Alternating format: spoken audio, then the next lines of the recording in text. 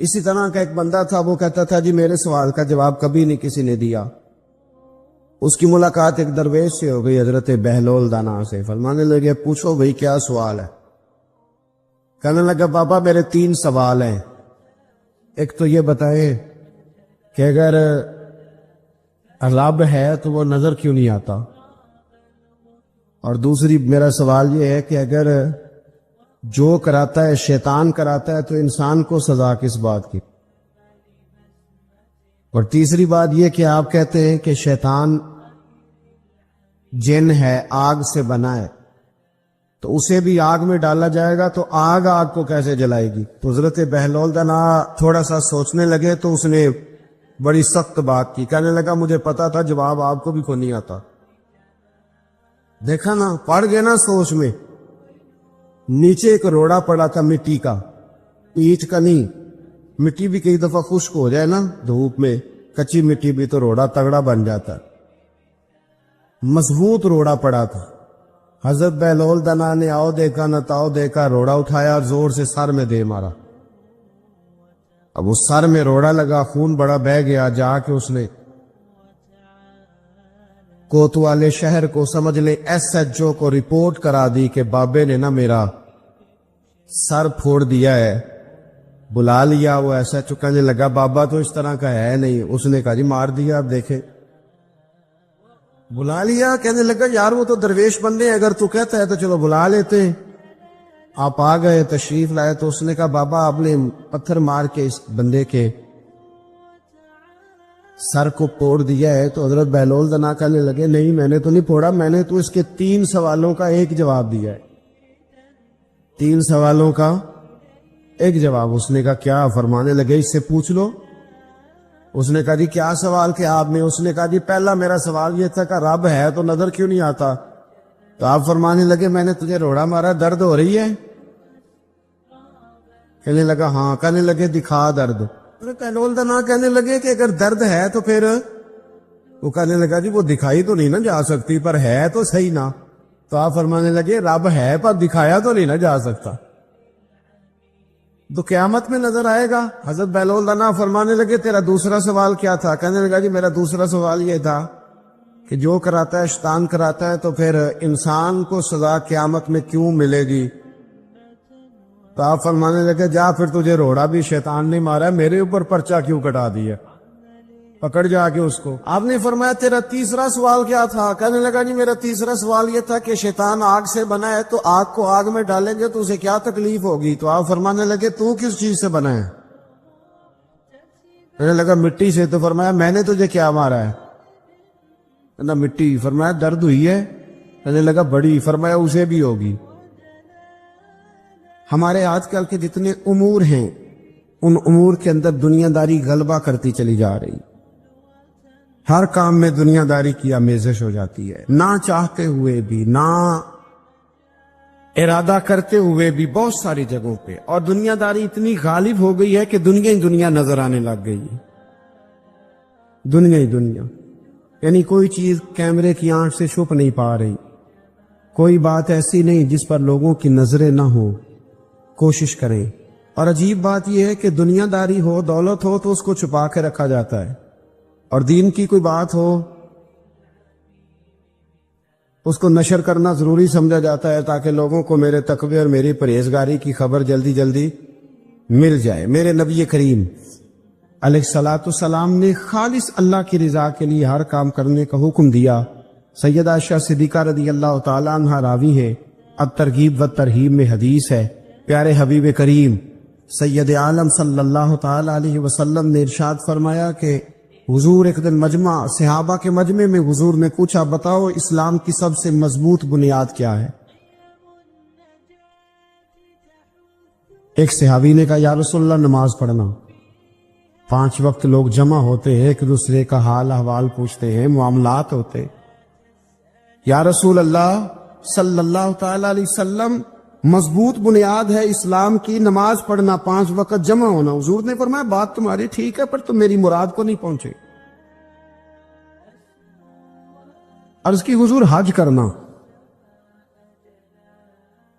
مختلف رنگ، مختلف نسلیں، مختلف قبیلے، مختلف بولیاں، لیکن جب حج کرنے پہنچے تو لباس بھی ایک ہی ہو گیا، گفتگو بھی ایک ہی، لبیک اللہم لبیک لبیک لا شریک لک لبیک ان الحمد والنعمت لک والملک لا شریک لک لبیک۔ ایک ہی صف میں کھڑے ہو گئے محمود و اجاز، نہ کوئی بندہ رہا نہ کوئی بندہ نواز۔ نبی رحمت سید عالم صلی اللہ علیہ وسلم سے عرض کی حضور یہ حج جو ہے نا اس میں بڑی یکسانیت ہوتی ہے، ہر رنگ ہر نسل کا آدمی ایک تسبیح کے دانے کی طرح ایک جگہ پہ پرو دیا جاتا ہے، تو لگتا ہے یہ اسلام کی مضبوط بنیاد ہے۔ محبوب فرمانے لگے بات تمہاری ٹھیک ہے پر تم میری مراد کو نہیں پہنچے۔ عرض کی حضور پھر زکوٰۃ صدقات خیرات اسلام کی مضبوط بنیاد ہے، کیوں؟ وہ اس لیے کہ غریب امیر کو دیتا ہے، امیر غریب کو دیتا ہے، اور غریب امیر سے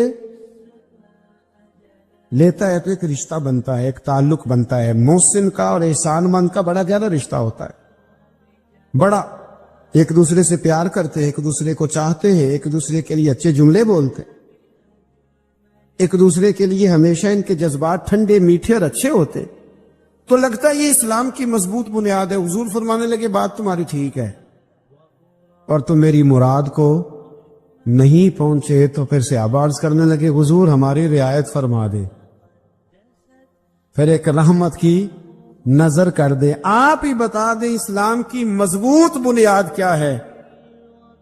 تو محبوب فرمانے لگے اسلام کی مضبوط بنیاد ہے اللہ کی رضا کے لیے کسی سے محبت کرنا۔ کس کی رضا کے لیے؟ خالص اللہ کی رضا کی۔ حضرت موسیٰ کلیم اللہ علیہ نبینا علیہ الصلوۃ والسلام پر اللہ کریم نے وحی فرمائی کہ اے موسیٰ،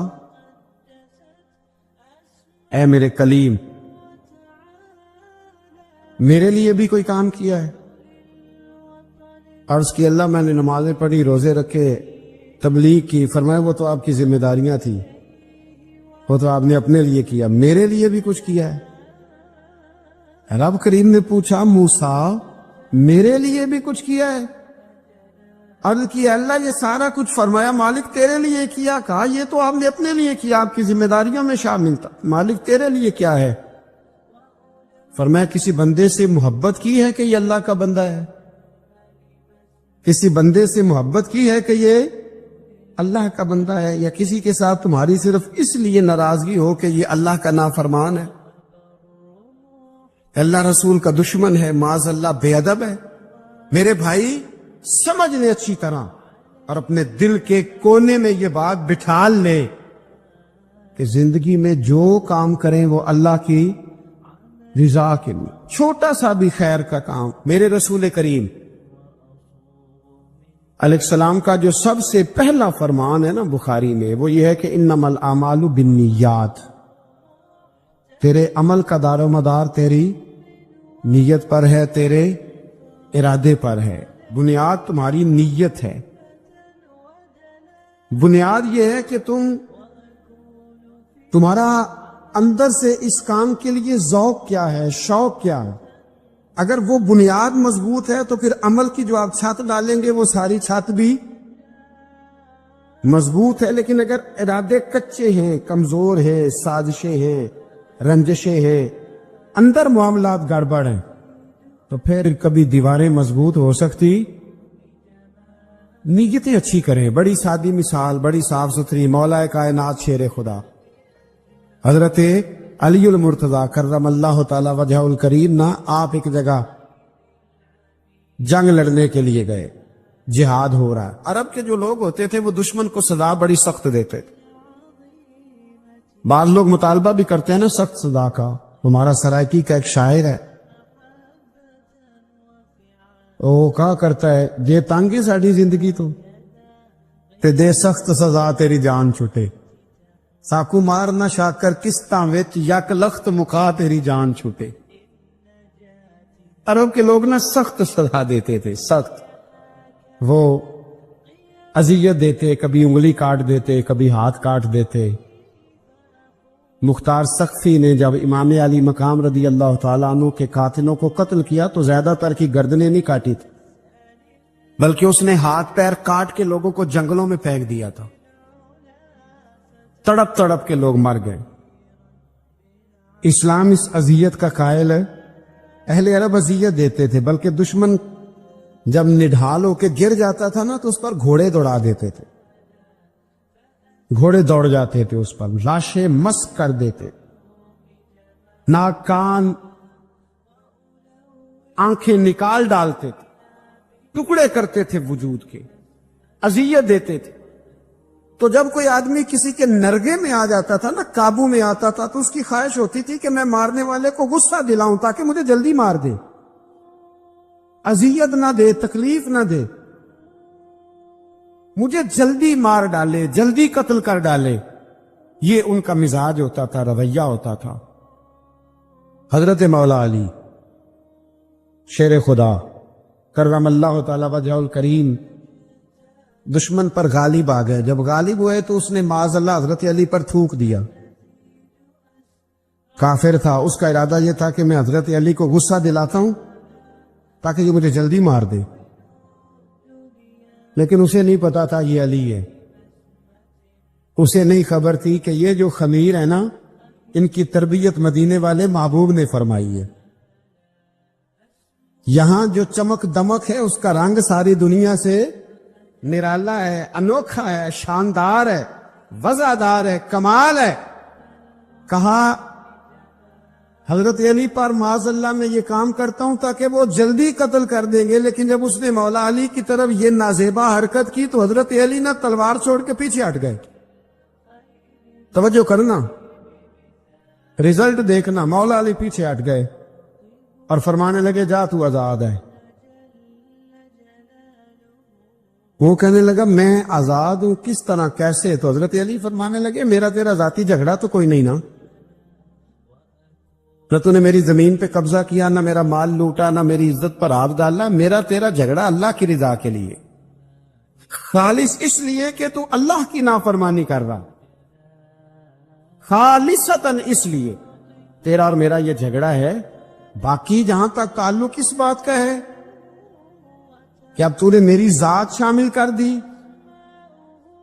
اب تو نے مجھے تکلیف دے دی، اب تو نے مجھے اذیت میں مبتلا کر دیا، تو حضرت مولا علی شیر خدا فرمانے لگے اب ذات آ گئی ہے میری بیچ میں، اب میری ذات بیچ میں آ گئی، اب اگر میں تجھے قتل کروں گا تو لگے گا میں نے اپنے ذاتی غصے میں قتل کیا ہے، لہذا اب معاملہ یہ ہے کہ میں تجھے آزاد کرتا ہوں، اب تو چھٹی کر سکتا ہے، جا سکتا ہے، دوبارہ کبھی میرے ہاتھ آئے گی تو دیکھی جائے گی۔ مولا کائنات نے اسے چھوڑ دیا، لیکن وہ حضرت علی کا غلام بن گیا، وہ غلام بن گیا۔ کہنے لگا علی اب سمجھ آئی ہے کہ دین کتنا شاندار ہے، دین کتنا اعلیٰ ہے، دین کی قدریں کتنی پاکیزہ اور کتنی حسین ہے، اور کتنا منور ہے محبوب کریم کا دین، آپ مجھے کلمہ ہی پڑھا دیں۔ گویا جو بندہ تلوار سے فتح نہ ہو سکا وہ مولا علی کے خلوص سے فتح ہو گیا۔ حضرت علی کے خلوص سے، للہیت سے، اللہ کے ساتھ جو ان کا رشتہ تھا، اس رشتے کی برکت سے وہ آدمی فتح ہو گیا۔ میرے بھائی، ہمارے معاملات کے اندر للہیت ختم ہوتی جا رہی ہے، خلوص نہیں رہا، کرامتیں ہیں، کہانیاں ہیں، داستانیں ہیں، الزامات ہیں، جھوٹ ہے، فریب ہے، فراڈ ہے، بڑا کچھ ہے۔ اگر نہیں ہے تو خلوص نہیں ہے، اگر نہیں ہے تو ہمارا اللہ اور اس کے رسول کے ساتھ رضا والا معاملہ نہیں ہے۔ کسی چیز کو اس کی حقیقت کی بجائے ہم تصورات کی دنیا میں جا کے، خیالات، توہمات اور افواہوں کی دنیا میں جا کے اس کو قبول کرتے ہیں۔ یاد رکھو، جن لوگوں کی زندگیاں اللہ کی رضا کے لیے تھی وہ لوگ بڑے اچھے تھے، بڑے خوش بخت تھے، بڑے خوش نصیب تھے۔ انہیں بدر کے میدان میں گردنیں کٹانے میں بھی بڑا ہی مزہ آیا تھا انہیں۔ آپ دیکھیں نا، احد کے میدان میں جانے دینے میں بھی انہیں بڑا مزہ آیا۔ جب آدمی میں خلوص ہوتا ہے تو اس کے لیے جان قربان کرنا بھی آسان ہو جاتا ہے، لیکن جب خلوص نہیں ہوتا پھر گفتگو ہوتی ہے، پھر باتیں ہوتی ہیں، پھر داستانیں ہوتی ہیں، پھر کہانیاں ہوتی ہیں، پھر لب و لہجہ ہوتا ہے، پھر منصوبہ سازی ہوتی ہے، پھر ہیلے بہانے، پھر سورے کبرے جوڑ کے لوگ کہانیاں اور داستانیں بناتے ہیں۔ خلوص اور للہیت کے ساتھ اللہ کی بارگاہ میں جھکے، عبادتوں کا، ریاضتوں کا، تلاوتوں کا جتنا اللہ ہمیں موقع دیتا ہے اس میں خلوص شامل کرنے کی کوشش کریں، للہیت شامل کرنے کی کوشش کریں، اللہ کی رضا شامل کرنے کی کوشش کریں۔ میرے نبی رحمت صلی اللہ تعالی علیہ وسلم نا حضرت معاذ ابن جبل کو جب یمن کے لیے روانہ کرنے لگے تو رسول پاک علیہ السلام نے بڑی نصیحتیں فرمائیں۔ ان نصیحتوں میں درد بڑا تھا، کیوں؟ اس لیے کہ حضور نے انہیں بتلایا تھا کہ جب تم واپس آؤ گے تو میری تمہاری ملاقات نہیں ہوگی، تم میری قبر سے گزرو گے۔ اکھاں جدو میٹیاں زمانہ مینوں روے گا، اپنا تے اپنا بیگانہ مینوں روے گا، جدو نہ میں دسیا میں خاراں نوں میں خانے وچ، جام ٹوٹ جان گے تے میں خانہ مینوں روے گا۔ کئی لک لک رون گے تے کئی بک بک رون گے، گلیاں دا ایانا تے سیانا مینوں روے گا۔ اور کیا خوبصورت بات انہوں نے کہی تھی، مجھے بڑی پسند ہے، کہنے لگے بے قدراں کچھ قدر نہ جاتی، او کیتی خوب تسلی ہو، اے دنیا دار پجاری زر دے کتیاں دے گل ٹلی ہو۔ بک بک روسن اکھیاں تکیو ویک حویلی کلی ہو، تے کوچ نصیر اساں جدو کیتی پھر پہ جانی تھرتھلی ہو۔ کوچ نصیر اساں جدو کیتی پھر پہ جانی، پھر کمال ہو جائے گی، بعد مرن دے مکھڑا میرا ہو جاوے جے تازہ، پھر سمجھ لینا محبوب میرے نے آن پڑے ہے جنازہ۔ حضرت معاذ ابن جبل رضی اللہ تعالیٰ عنہ سے حضور نے فرمایا، معاذ جب تم واپس گزرو گے نا تو میری قبر کے پاس سے گزرو گے، ملاقات نہیں ہوگی۔ تو وہ جو نصیحتیں تھی نا اس موقع پر، جب آپ گویا کسی سے آخری ملاقات کر رہے ہوتے، ان نصیحتوں کے اندر جو حسن ہوتا ہے، کمال ہوتا ہے، وہ تو جاتے جاتے کی بات، لے سجنا اساں توڑ نبھائی جان ہی دتی راہ تیرے، وہ جو جاتے جاتے کی گفتگو ہوتی ہے، وہ جو انداز ہوتا ہے، بڑا کمال ہوتا ہے۔ اور اس کی گہرائی اور گہرائی کو وہ سمجھ سکتا ہے جس کو وہ لمحے میسر آتے، جو اس وقت اس مقام پہ کھڑا ہوتا ہے۔ حضرت معاذ ابن جبل رضی اللہ تعالیٰ عنہ تڑپ کے روئے کہ حضور کیا فرما رہے ہیں؟ حضور کوئی خاص نصیحت؟ تو نبی پاک نے بڑا کچھ فرمایا۔ ایک جملہ حضور نے یہ کہا، معاذ عمل جتنا بھی کرنا خلوص کے ساتھ کرنا۔ اور محبوب نے فرمایا تیرا خلوص کے ساتھ کیا ہوا تھوڑا عمل بھی رب کی بارگاہ میں زیادہ بنا کے تیرے لیے ذریعہ نجات بن جائے گا۔ جتنا بھی کرنا خلوص کے ساتھ کرنا، بولیے خلوص کے ساتھ کرنا، للہیت کے ساتھ کرنا، اس کے اندر کوئی کمزوری نہ آنے پائے، للہیت کے ساتھ، خلوص کے ساتھ، رواداری کے ساتھ، پیار کے ساتھ کرنا۔ میرے بھائیوں، یہ سمجھنے کا مقام ہوتا ہے کہ جب ہم اللہ اور اس کے رسول صلی اللہ علیہ وسلم کی رضا کے لیے کوئی عمل کرتے ہیں تو اس کا بھی ہمارے دل کو پتہ ہوتا ہے۔ آپ فرماتا ہے اللہ ولی الذین آمنوا، اللہ مومنوں کا مددگار ہے، یخرجہم من الظلمات الی النور، وہ انہیں اندھیروں سے نکالتا ہے اور نور کی طرف روشنی عطا فرماتا ہے۔ اندھیروں سے نور کی طرف اللہ لاتا ہے۔ اللہ ولی، اللہ مومنوں کا ولی ہے، وہ انہیں اندھیروں سے نور کی طرف نکالتا ہے۔ ہدایت ہمیشہ اللہ کی طرف سے سمجھے۔ جب وہ نماز کی توفیق دیتا ہے تو اپنے فضل سے دیتا ہے، جب وہ ذکر کی توفیق دیتا ہے تو اپنے فضل سے۔ ہم سمجھتے ہیں ہو جی فلانا نہیں پڑھ رہا بڑا بیوقوف ہے، فلانا نہیں پڑھ رہا تو کیا اپنی عقل کے طور پہ پڑھ رہا؟ میں جی اللہ کے فضل سے 2 پارے پڑھتا ہوں تو کس پہ احسان کرتے تو 2 پارے پڑھ کے رویا کر۔ کہا اگر مالک تو بڑا قریب نہیں، بڑے لوگ ہیں جن کو پورا قرآن حفظ ہے پر انہیں پڑھنے کی توفیق نہیں، تو انہیں فضل کیا اور مجھے توفیق دے دی ہے پڑھنے۔ رویا کر، پڑھ کے رویا کر، راتی ساری کر زاری، ਉਹ ਨੀਂਦ ਅੱਖਾਂ ਥੀ ਧੋਂਦੇ ਤੇ ਫਜਰੇ ਉਹੀ ਗੁਨਾਹਗਾਰ ਕਹਾਵਨ ਸਭ ਤੋਂ ਨੀਵੇਂ ਹੁੰਦੇ। मेहरबानी करे, डरे, नेकी करे तो फिर डरे,